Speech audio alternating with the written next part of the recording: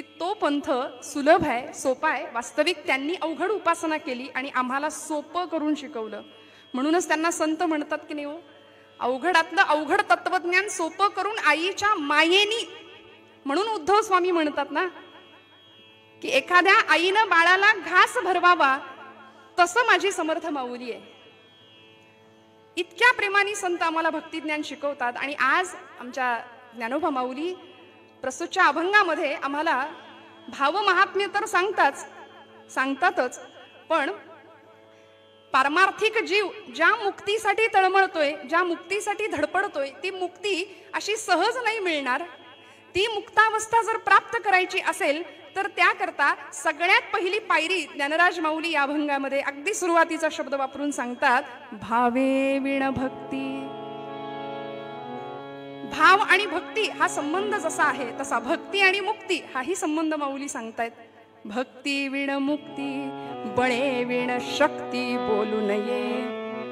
अंगामध्ये कुठलीही ताकद नसताना शक्तीच्या वल्गना गप्पा मारणारी माणसं जशी असतात की नाही, तसं माऊली म्हणतात भावाशिवाय भक्ती नाही आणि भक्तीशिवाय मुक्ती नाही. हा सरळ अर्थ आहे. कैसेनी दैवत प्रसन्न त्वरित. माऊली प्रश्न विचारतात पारमार्थिक उतावीळपणा करणाऱ्या एखाद्या भक्ताला. परमार्थामध्ये उतावीळपणा बरा नाही, पण अशा एखाद्या उतावीळ भक्ताला माऊली असं म्हणतात, कैसेनी दैवत प्रसन्न त्वरित. मला सांग, देव काही इतका सोपा आहे, सहज आहे? तू भक्तीला लागशील आणि लगेच परमात्मा असा समोर उभा राहील, एवढं सोपं आहे का हो? असं नाहीये. माऊली म्हणतात, उगार आहे निवांत शिणसी वाया.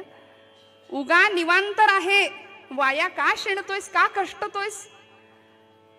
आणि ज्या प्रपंचासाठी सगळा सायास जो चालू आहे ना, वास्तविक तो प्रपंच आम्हाला कसलाही लाभ द्यायला तयार नाही. सायास करिसी प्रपंच दिननिशी, हरिसी न भजसी कवण्या गुणे. पुन्हा माऊली प्रश्न विचारतात. हरिपाठामध्ये थोडीशी पित्याची भूमिका आहे बरं का, आणि ज्ञानेश्वरीमध्ये आईची भूमिका आहे.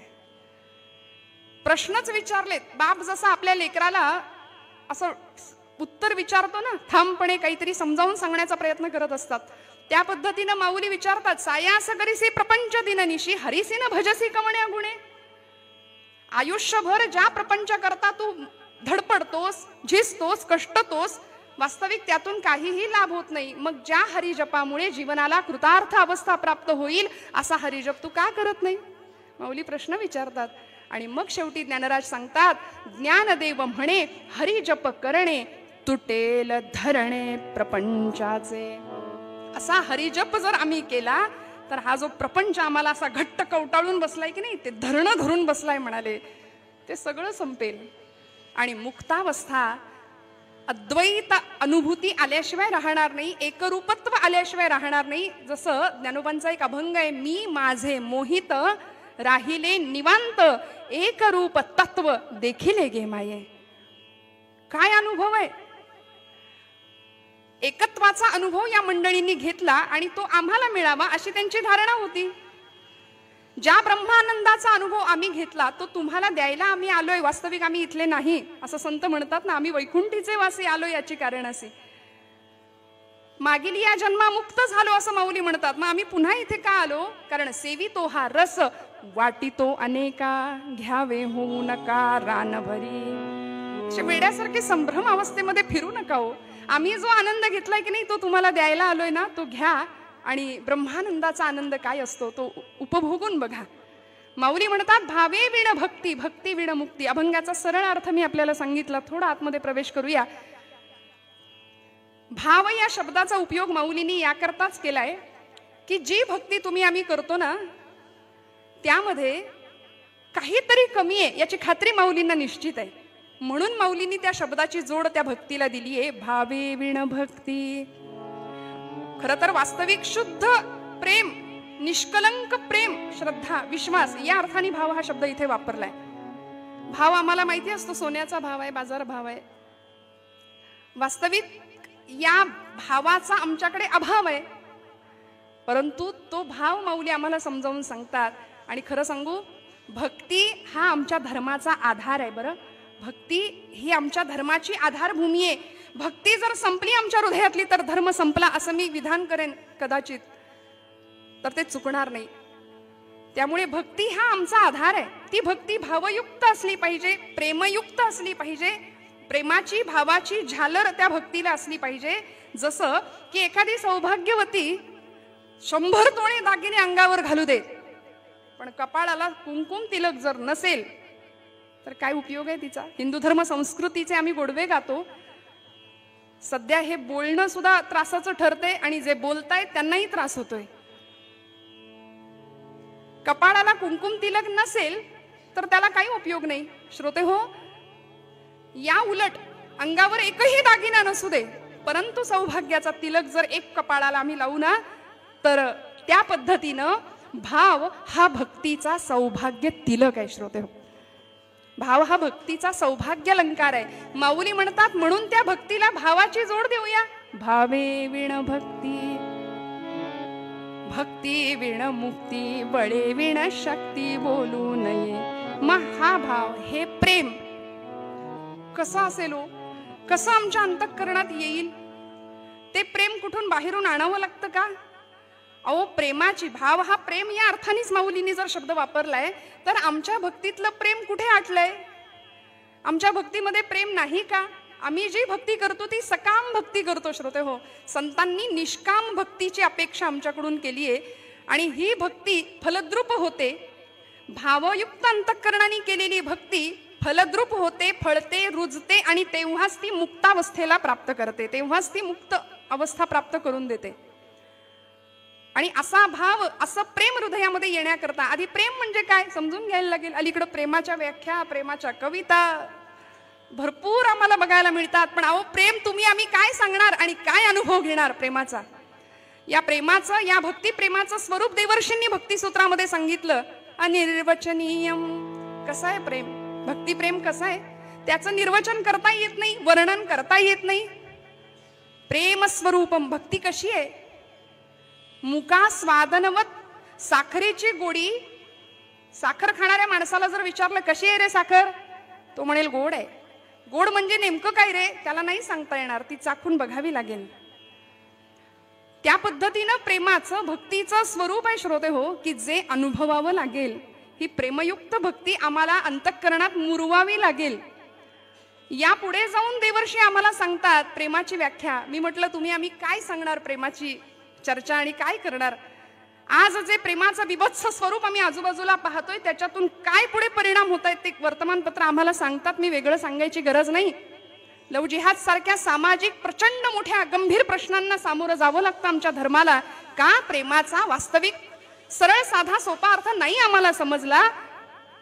आमच्या आर्य सनातन वैदिक हिंदू धर्मावर आम्ही प्रेम करावं, संतांच्या वाङ्मयावर आम्ही प्रेम करावं, भगवंताच्या नामावर आम्ही प्रेम करावं. श्रोते हो, कशाला प्रेमासाठी दुसरीकडे जावं? देवर्षींनी या प्रेमाचं वर्णन, या प्रेमाचं स्वरूप सांगितलंय. गुणरहितम, गुणरहितम, कामनारहितम. प्रेम कसं आहे हो? गुणदोषांच्या पलीकडचं आहे. कुठल्याही प्रकारची इच्छा प्रेम करत नाही. भगवंताकडून काहीही नको. कसं प्रेम आहे भगवंतावर? प्रतिक्षण वर्धमानम. प्रत्येक क्षणाला वाढणार आहे. अनुभव रूपम, सूक्ष्मतरम, अविच्छिन्नम. देवर्षी नारद या भक्तीचं स्वरूप सांगतात.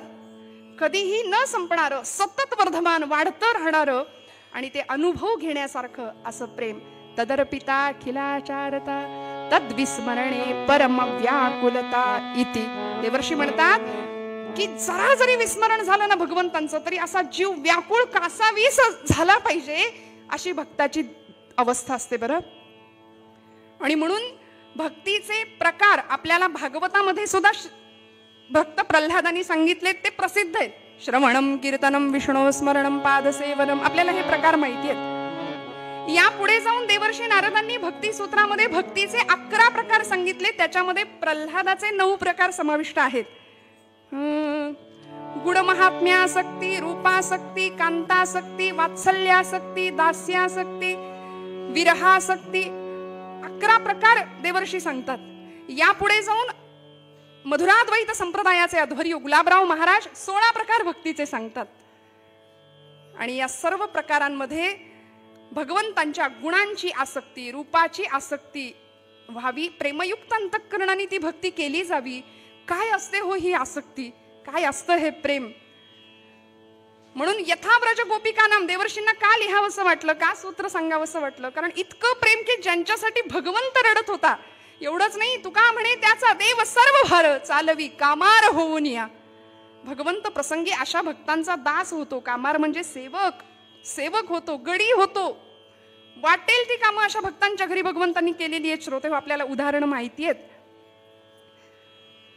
गोकुळामध्ये ज्यावेळी भगवान गोपाल कृष्णांचा जन्म झाला, भगवंतांची रूपासक्ती काय आहे बघा. जन्म झाला आणि यशोदा माता म्हणाली उत्सव म्हणावं, उत्सव. गोकुळामध्ये भगवंत आलाय, गोपाळ कृष्ण, आणि त्याला बघण्याकरता सगळ्या गोकुळवासियांनी गर्दी करावी. ही गर्दी सगळ्या गवळणी अक्षरशः त्या नंदांच्या वाड्यासमोर मोठीच्या मोठी रांग लागावी. सगळ्या गोपी अगदी नटून थटून साज शृंगार करून कुठे आल्यात? कृष्णाला बघायला, भगवंतांना बघायला. नंदाचा नंदन देखिला, नंदाचा नंदन संत म्हणतात तेणे वेधियले मन. असा राजस सुकुमार मदनाचा पुतळा, त्याच्या रूपाचं वर्णन करायला संतांना शब्द कमी पडावे इतकं वर्णन त्याचं केलंय. मग त्या रूपाला पाहण्याकरता सगळ्या गोपी आलेल्या आहेत आणि त्या सगळ्या गोपींच्या मध्ये अगदी 90-95 वर्षाची गवळण होती बरं का. एक गोपिका होती.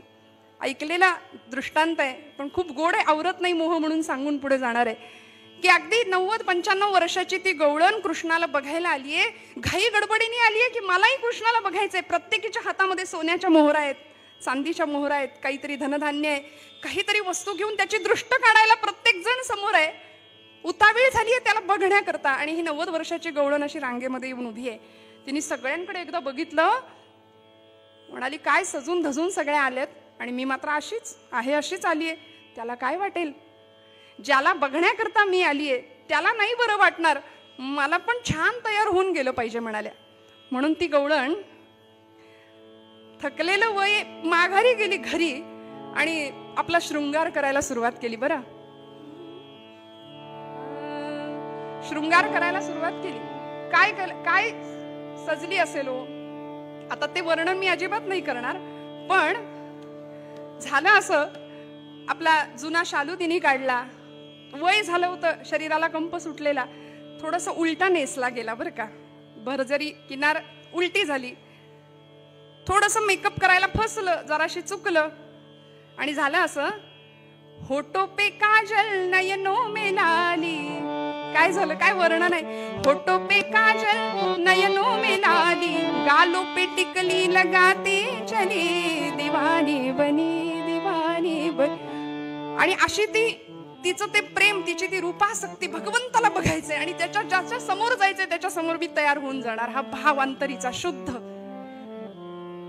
आणि असा भाव घेऊन ती जेव्हा बाहेर रस्त्याने चालायला लागली ना, तेव्हा तिचे यजमान तिला समोर त्यांनी बघितलं, म्हणाले अरे बापरे, ही आमचीच आहे वाटतं. आणि समोर गेले, म्हणाले अगो बाई काय कशी दिसतीयस, बघ तू काय अवतार केलायस तू तुझा. ती म्हणाली काय झालं? अजिबात चांगलं नाही दिसत आहे म्हणाली. कुठं कृष्णाला बघायला निघालीस ना, मग कशी तयारी केली आहे, जरा आरशात बघ स्वतःला. त्या 90 वर्षाच्या गवळणीने जे उत्तर दिलं ना श्रोते हो, ते फक्त हृदयात ठेवूया. ती असं म्हणते की अहो मला माहितीये माझं सगळं चुकलंय, मला माहितीये माझं काहीतरी गडबड झालीये, पण आता खरं सांगू का, माझ्याकडे वेळ कमी आहे. भगवंतांना बघण्याआधी मी जर हे पुन्हा दुरुस्त करायला माघारी गेले आणि त्याच्यातच माझा प्राण गेला, त्याच्यातच मी संपले, तर त्याला बघायचं राहून जाईल. इतका सुंदर भाव या भक्तांकडे होता. म्हणून या गोपिकांसाठी भगवंत रडत होता द्वारकेमध्ये श्रोते हो. या गोपिकांच्या पायाची धूळ अंगाला लागावी म्हणून भगवंत व्याकुळ होत होते, कासावीस होत होते. आणि भक्तीचा अलंकारच हा आहे. मला सांगा, भक्त नाही तर भगवंत नाही. भक्ताशिवाय भगवंताला काय, कुठे जागा आहे राहायला? कुठे राहणार भगवंत भक्ताच्या अंतःकरणाशिवाय? त्यामुळे अशी भावयुक्त अंतःकरणाची भक्ती ज्ञानोबांना अपेक्षित आहे तुमच्या माझ्याकडून. पण आम्ही सकाम भक्ती करतो आणि आम्ही सगळे लवाड भक्त आहे. मला असं वाटतं भक्तीमध्ये नाही, सकामता नाही, निष्काम भक्ती संतांनी आमच्याकडून अपेक्षित केली. म्हणून ज्ञानराज म्हणतात भावे विण भक्ती, भक्ती विण मुक्ती. आणि भक्तीचा भावानी भक्ती फलद्रूप होणार आहे. आणि जर ती भक्ती फळली, रुजली, फुलली तर ती मुक्त अवस्थेला प्राप्त होणार आहे. तर आम्हाला मुक्त अवस्था प्राप्त झाल्याशिवाय राहणार नाही असं माऊली म्हणतात. हा भाव श्रोते हो, जर आम्हाला जमला ना तर पुढे जाऊन माऊली असंही आम्हाला सांगतायत, सायास करीसी प्रपंच दिननिशी हरिसिन भजसी कवण्या गुणे. जो प्रपंच सुख मिळवून देईल असा आम्ही वाटून घेतो आणि त्याच प्रपंचामध्ये गुरफटून राहतो. पुनरपि जननम पुनरपि मरणम पुनरपि जननी जठरे शयनम या चक्रामध्ये अडकतो. आणि हे म्हणजे असं झालं, पाण्यामध्ये होडी सोडतो ना आम्ही कागदाची, त्या होडीचा तसा काहीच उपयोग नाही, ती तात्पुरतीच असते. ना त्या होडीमध्ये बसून आम्हाला प्रवास करता येतो, ना ती होडी आम्हाला कुठल्या किनाऱ्यापर्यंत घेऊन जाते. म्हणून माऊली सुद्धा ज्ञानेश्वरीच्या अगदी पहिल्याच अध्यायात म्हणतात, पै भक्ती एकी पै भक्ती मी जाणे, तेथे सान थोर न म्हणे, आम्ही भावाचे पाहुणे भलते या.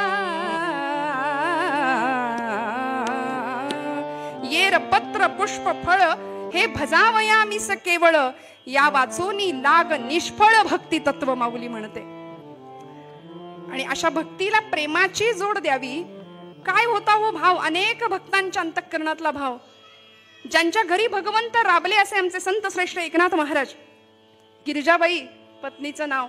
मला कधी कधी असं प्रश्न पडतो, कधी असा विचार मनात येतो की काय असेल गिरिजामाईंचा आणि एकनाथ महाराजांचा प्रपंच. श्रोते हो, ज्यांना शांती ब्रह्म असा दर्जा समाजाने दिला, समाजाने म्हटलं शांती ब्रह्म एकनाथ महाराज, ज्यांनी भागवत धर्म संप्रदायाची परंपरा खऱ्या अर्थी सनाथ केली असे संत श्रेष्ठ एकनाथ महाराज.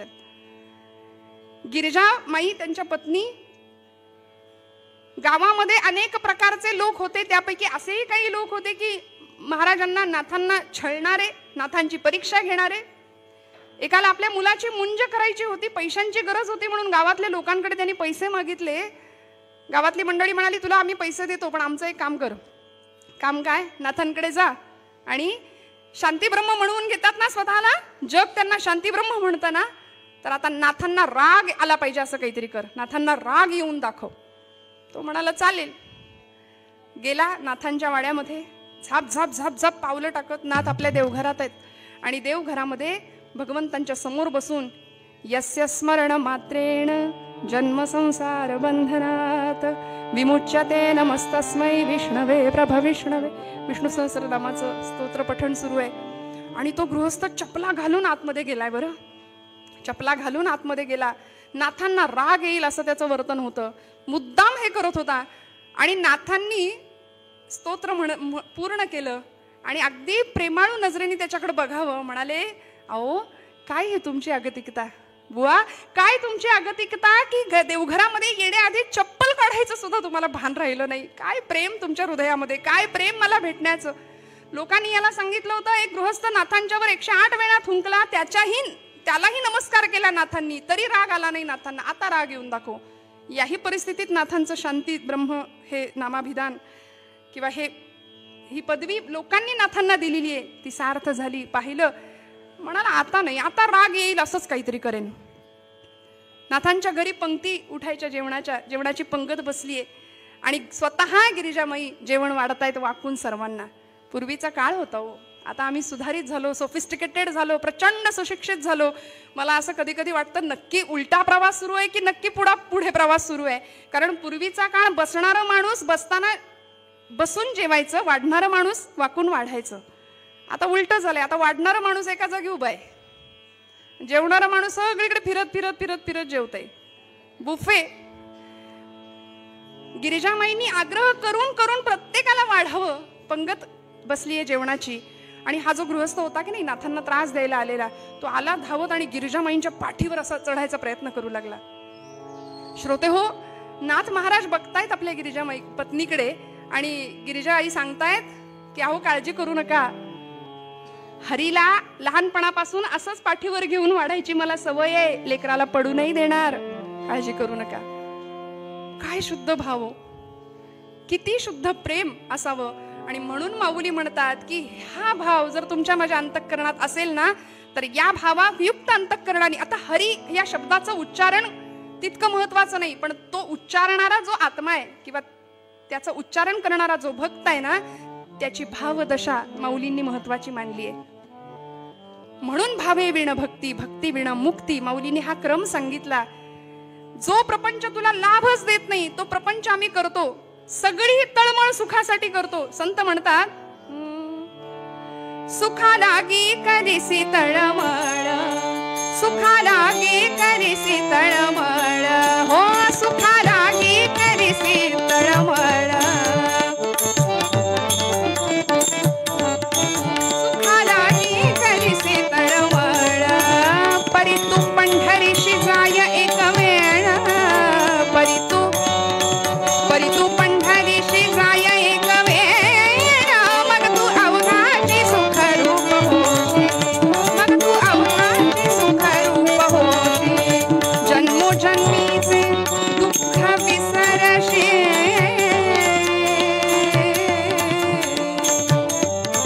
जन्मोजन्मीचे दुःख विसरशी, मग तू अवघाची सुख रूप होशी, मग तू अवघाची सुख रूप होशी, मग तू अवघाची सुख रूप होशी.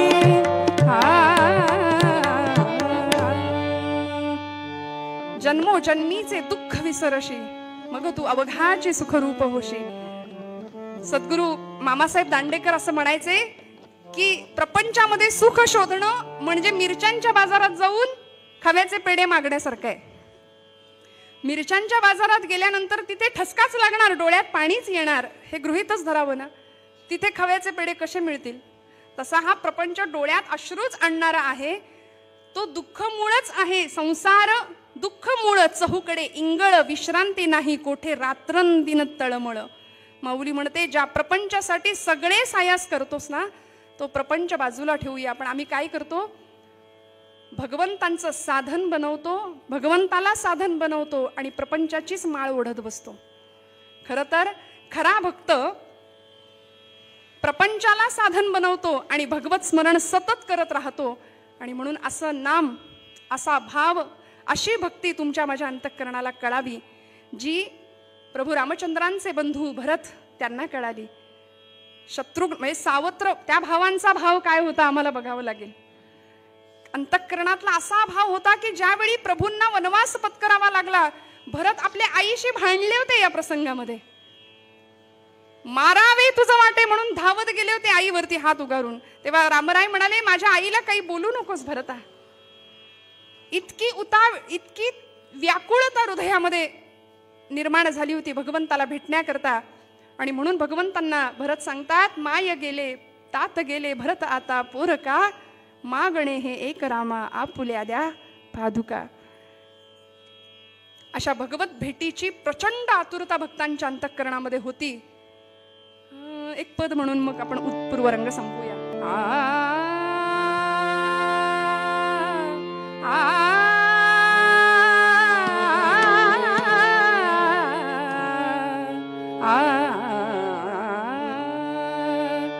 ज्यावेळी प्रभू निघाले ना वनवासाला, भरत मागे मागे मागे मागे जात होता. भरद्वाज ऋषींच्या आश्रमामध्ये भगवंत थांबले होते, कळालं, धावत मागे गेले आणि ज्या ठिकाणी भगवंत बसले होते त्या जागेवर असा हात फिरवत होते. रामा, काय भक्ताचं लक्षण असावं. भागवतामध्ये नवयोगेश्वरांनी जनकाला भक्त लक्षण सांगितलंय. त्रिभुवन विभव हे तवेप्यकुंठ स्मृती रजितात्मसुरादिभिर्विमृग्यात न चलती भगवत पदारविंदा लव निमिषार्धमपि यस्स वैष्णवाग्रहा. वैष्णवाची व्याख्या, भक्ताची व्याख्या सांगितली आहे. आणि असाच भक्त हात फिरवतायत आणि रामाला सांगतायत, कधी भेटे वनवासी वियोगी रामचंद्राला,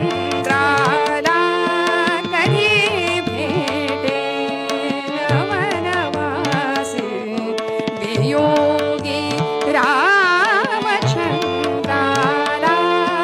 मला ते पाय अंतरले कुळाला काळी माला,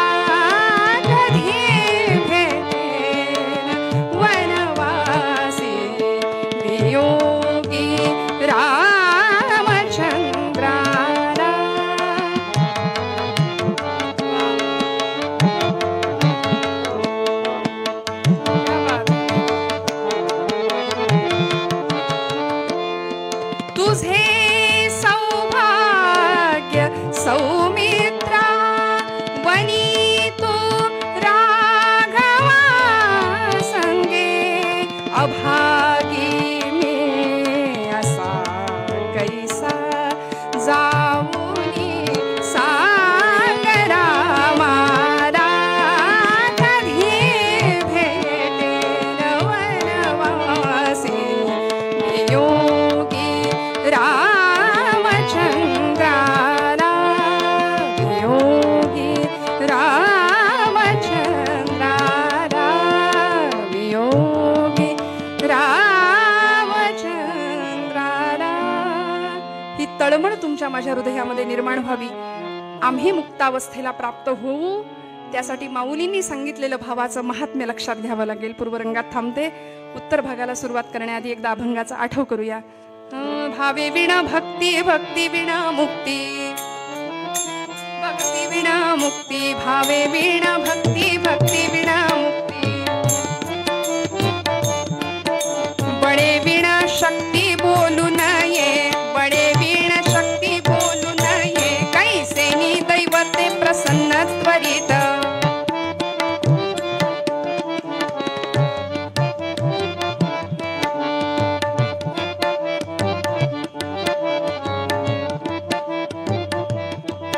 कैसेनी दैवते प्रसन्न त्वरित, उगारा हे निवांत क्षीण शिवाया, उगारा हे निवांत क्षीण शिवाया, हरिमुखे म्हणा, हरिमुखे म्हणा, पुण्याची गणना कोण करी, सायास करिसी प्रपंच दिननिशी, हरिसिन भजसी कवण्या गुणे, ज्ञानदेव म्हणे हरि जप करणे, ज्ञानदेवा म्हणे हरि जप करणे, तुटेल धरणे प्रपंचाचे, धरणे प्रपंचाचे, भावे विना भक्ती, भक्ती विना मुक्ती, बळे विना शक्ती बोलू नये, बळे विना शक्ती बोलू नये, बळे विना शक्ती बोलू नये. पंढरीनाथ भगवान की जय.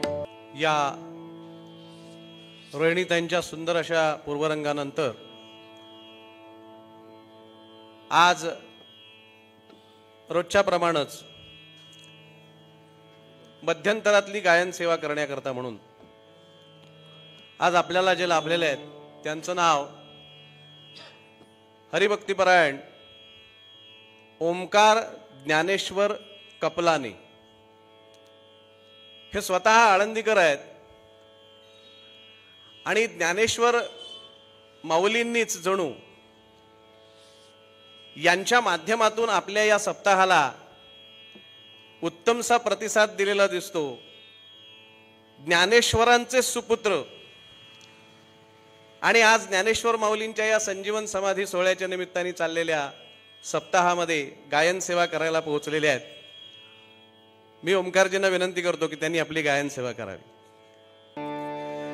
जाणीव नेणीव भगवंती नाही, जाणीव नेणीव भगवंती नाही, उच्चारणी पाही, उच्चारणी पाही मोक्ष सदा, जाणीव नेणीव भगवंती नाही, जाणीव नेणीव.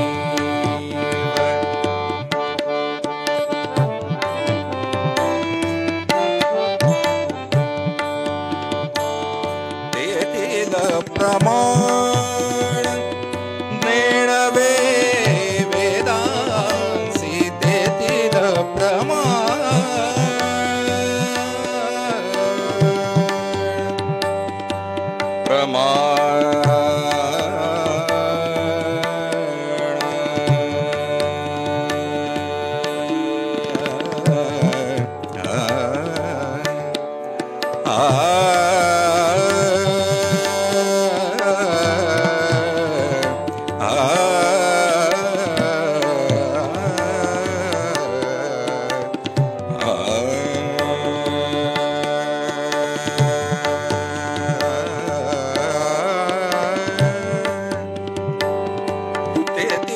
प्रमाण नेणवे वेदासी देतील प्रमाण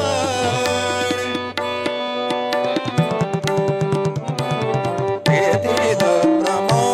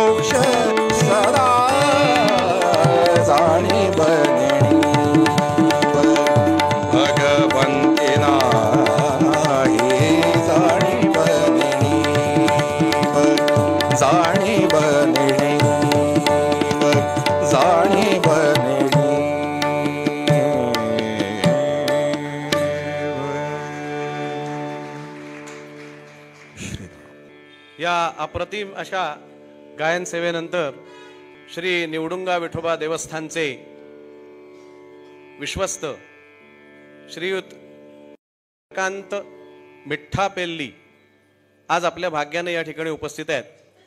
त्यांना मी या ठिकाणी आवाहन करतो आणि आपले आजचे जे गायक आहेत ओमकारजी त्यांचा सत्कार त्यांनी करावा अशी मी त्यांना विनंती करतो.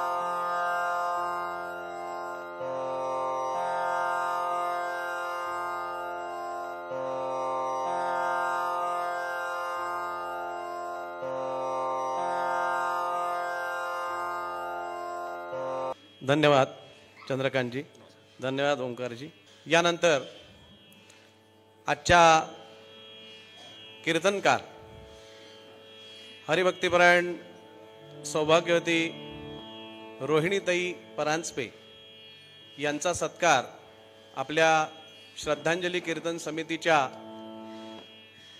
एक प्रमुख कार्यकर्त्या सौ प्रज्ञाताई कुलकर्णी या करतील. त्याचा स्वीकार त्यांनी करावा.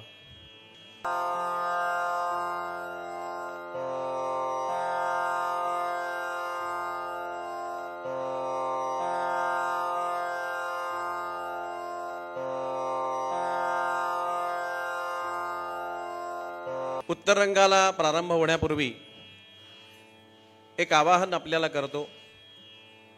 गेले 3 दिवस आपण हा सगळा महोत्सव अनुभवत आहात.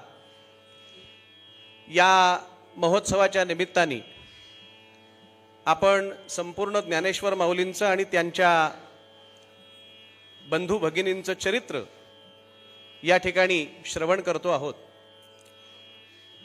या सगळ्या महोत्सवाला आपण उत्तमपैकी उपस्थिती तर लावताच आहात.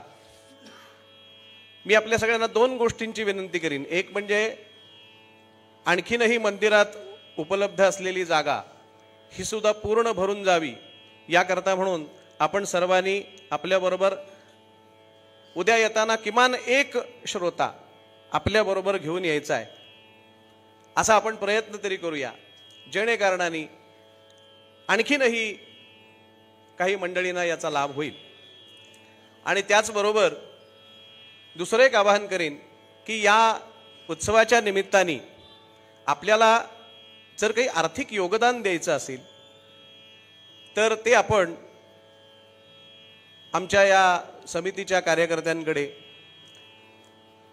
ते कीर्तनानंतर नक्की द्यावं. अजून आपल्याला 3-4 दिवस आहेत, याच्यामध्ये जरूर द्यावं. ऑनलाईन पद्धतीने सुद्धा जे या उत्सवाचा आनंद घेत आहेत त्यांनाही मी विनंती करीन की त्यांना जे काही योगदान या निमित्ताने द्यायचं आहे ते त्यांनी जरूर आमच्या समितीकडे जमा करावं ही विनंती करतो.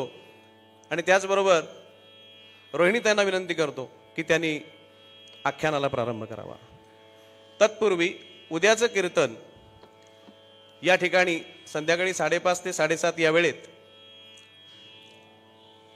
हरिभक्तिपरायण सौभाग्यवती अवंतिकाताई टोळे यांचं होणार आहे. त्या कीर्तनाचाही लाभ आपण सर्वांनी अशाच उत्तम उपस्थितीने घ्यावा अशी सर्वांना नम्र विनंती करतो. आणि रोहिणीताई यांचं आख्यान. श्रीराम. हरिकथेच्या नियमानुसार थोडा वेळ हरिनामाचा गजर करूया. सर्वांनी मस्त भजन करा, हातानी टाळी, मुखानी गोड आवाजामध्ये नाम. संजीवन समाधी सोहळ्याचा हा पवित्र पावन असा पर्व काळ आहे. श्रोते हो, 21व्या शतकामध्ये संजीवन हा शब्द आम्हाला खूप अवघड वाटतो. काही लोकांनी या शब्दाची चिकित्सा केली, काहींनी खरंच माऊली आहेत का याचाही आपल्याला इतिहास माहिती आहे, शोध घेतला. पण खरं सांगू का, परवा एकाने मला विचारलं, खरंच माऊली आहेत? आज 750 वर्ष व्हायला आली तरी माऊली आहेत? म्हटलं ते एकटेच आहेत, आपण सगळे मेलेलो आहोत. संजीवन समाधीच्या रूपाने आज माऊली तुमच्या माझ्यामध्ये आहेत. आणि म्हणून अनुभव घेऊया नामानी त्यांच्या असण्याचा. मस्त भजन करूया, गोड आवाजात नाम घ्या.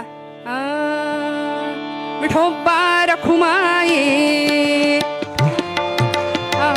सगळ्यांचा विठोबा रखुमाई, विठोबा रखुमाई, बोला बोला विठोबा रखुमाई.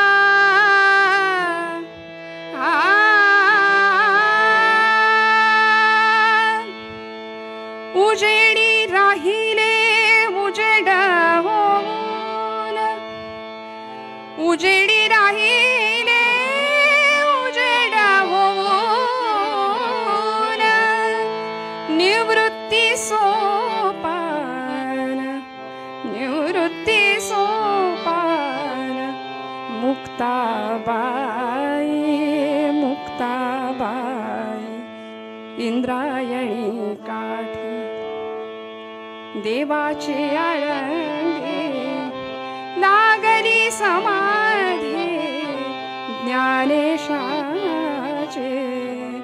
ज्ञानेशाची. सकाळची वेळ आणि अचानक झोपडीतनं आवाज बाहेर आला, दादा दादा, अरे दादा दादा, आई कुठे आहे रे? झोपेतनं उठलीये, डोळे चोळत चोळत शेजारी चाचपून बघितलं, आई दिसेना, बाबा दिसेना. दादा दादा, आईला पाहिलंस का रे? म्हणून भुरभुर त्या केसांची आमची 4 वर्षाची मुक्ताई झोपडीतनं बाहेर आलीये आणि समोर असलेल्या निवृत्तीनाथांना, निवृत्ती दादाला, सोपान दादाला विचारते, दादा आईला बघितलंस का रे? आई कुठे दिसत नाहीये. बाबांना बघितलंस का?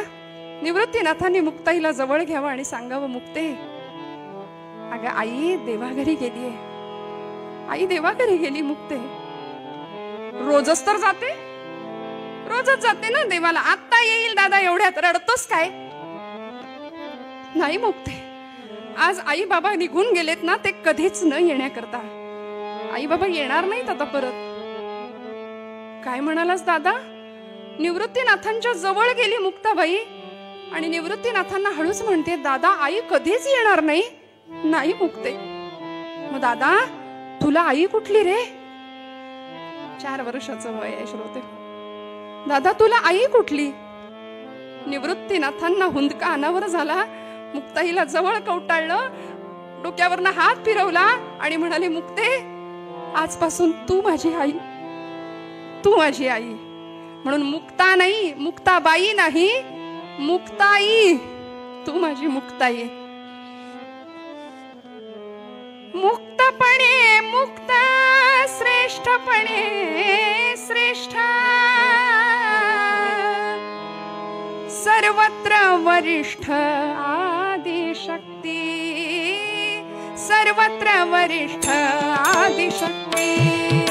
मुक्तपणे मुक्त, श्रेष्ठपणे श्रेष्ठ, मुक्तपणे मुक्त, श्रेष्ठपणे श्रेष्ठ, सर्वत्र वरिष्ठ आदिशक्ती. हो सर्वत्र सर्वत्र वरिष्ठ आदिशक्ती.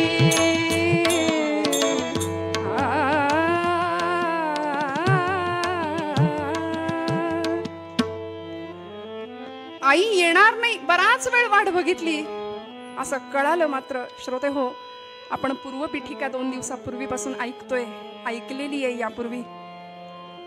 विठ्ठलपंत म्हणजे साक्षात मूर्तिमंत वैराग्य आणि आई रुक्मिणी माता म्हणजे साक्षात भक्ती होती. दोघांच्या अतिपवित्र आणि अतिशुद्ध कुसव्यांनी या 4 भावंडांना जन्म दिला होता. निवृत्ती, ज्ञानदेव, सोपान आणि मुक्ताबाई.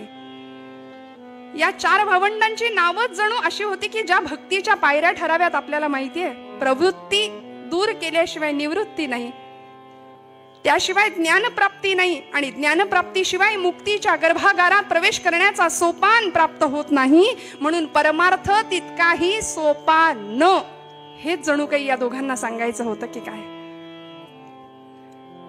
गुरु आज्ञेनुसार धारण केलेला संन्यास दूर केला आणि गृहस्थाश्रम स्वीकारला.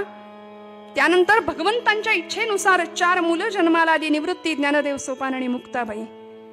पण संन्याशांनी प्रपंच करणं म्हणजे महत्पाप. समाजाने इतका त्रास दिला आणि आपल्या मुलांना आपल्या पश्चात उत्तम जीवन जगता यावं याकरता देहांत प्रायश्चित्त पत्करलं. रात्रीची वेळ, निबिड अंधकार, इंद्रायणी निस्तब्ध भातीये आणि अशा परिस्थितीमध्ये रुक्मिणी आईनी आपल्या 4ही भावंडांच्या केसावरून, डोक्यावरून हात फिरवला, मुक्ताईच्या गालावरून हात फिरवला, डोळ्यातला अश्रू घळकन मुक्ताईच्या गालावर ओघळला. मुक्ताईनं झोपेतच तो अश्रू पुसून टाकला. श्रोते हो, वात्सल्य पुसलं गेलं आणि पती बरोबर जावं लागलं. निवृत्तीनाथांना जाताना सांगून दिलं, निवृत्ती सगळ्यांना सांभाळ बरं, माझ्या मुक्तीला सांभाळ. कणखर आहे पण तिच्या ममताळूपणाचा अंत नाहीये. सत्पदते ब्रह्म चित्पदते माया आनंद पद जया म्हणती हरी. मुक्ताचं मुक्त असलेलं जीवन म्हणजे मुक्ताबाईंचं जीवन आहे. श्रोते हो, निळोबारायांनी त्यांचं वर्णन केलंय. नमो ज्ञानेश्वरा नमो ज्ञानेश्वरा निवृत्ती उदारा सोपान देवा. हे एक चरण निळोबारायांसाठी, निळोबारायांनी सर्व भावंडांसाठी वापरलंय. आणि दुसरं चरण नमो मुक्ताबाई त्रिभुवन पावनी आद्यत्रय जननी देवांचीही. एका चरणात सबंध मुक्ताबाईचं वर्णन केलंय. तीनही देवांची आद्यत्रय जननी अशी ब्रह्मा विष्णू महेश यांचीही ती जननी योग शक्ती आदिमाया मूळ माया आदिशक्ती ब्रह्म चित्कला चैतन्याची कला असलेली मुक्ताबाई महाराज. तीन देवांची तर जननी होतीच, पण ब्रह्मा विष्णू महेश हे आहेतच, पण तीन देव तिने खऱ्या अर्थी कशा पद्धतीने घडवले बघा. नामदेव, ज्ञानदेव आणि चांगदेव. एक कच्चा होता, त्याला पक्क होण्याचा मार्ग शिकवला. एक कोरा होता, त्याला परिपूर्ण केलं, भरून काढलं. आणि एक तापलेला होता, त्याला शांत केलं. ज्ञानदेव, नामदेव आणि चांगदेव. आई येणार नाही म्हटल्यानंतर रात्री इंद्रायणी निस्तब्ध झाली. निबिड अंधकार. रात्र संपली, दिवस उजाडला आणि मुक्ताबाई वाट पाहून थकली आणि आई येणार नाही याची खात्री पटली. त्यावेळी या रखुमाईच्या लेकीनं टाहो फोडला. श्रोते हो, असं म्हणतामध्ये तो टाहो आर्त करुणा भाकली भगवंतांची. आई आई म्हणून टाहो फोडला. सोपान काका रडतायत, ज्ञानदादा रडतायत. निवृत्तीनाथांनी सगळ्यांना जवळ घ्यावं. मुक्ते, ए ज्ञाना, ए सोपाना, आता रडायचं नाही बरं, आता रडायचं नाही. अरे वेड्यांनो, रडता कशाला? बघा बरं, समोरच्या पारावर ते चिमणीचं घरटं आहे की नाही. अरे काय झालं माहितीये, त्या घरट्यामध्ये त्या चिमणीची पिलं होती की नाही 4. काल रात्री एक मोठी घार आली आणि त्या पिलांना घेऊन निघून गेली. बरं, त्या आई वडिलांना घेऊन निघून गेली, पण तरी सुद्धा सांग मुक्ते, ती पिलं कशी दाणा टिपतायत. ती थांबली का? ती दाणा टिपतायत की नाही? मुक्ता, ज्ञाना, आपल्याला थांबून नाही चालणार. निवृत्ती दादा सगळ्यांना समजावतायत, मुक्ताईला समजावतायत. आणि मुक्ताईने एवढं ऐकलं. मात्र 4 वर्ष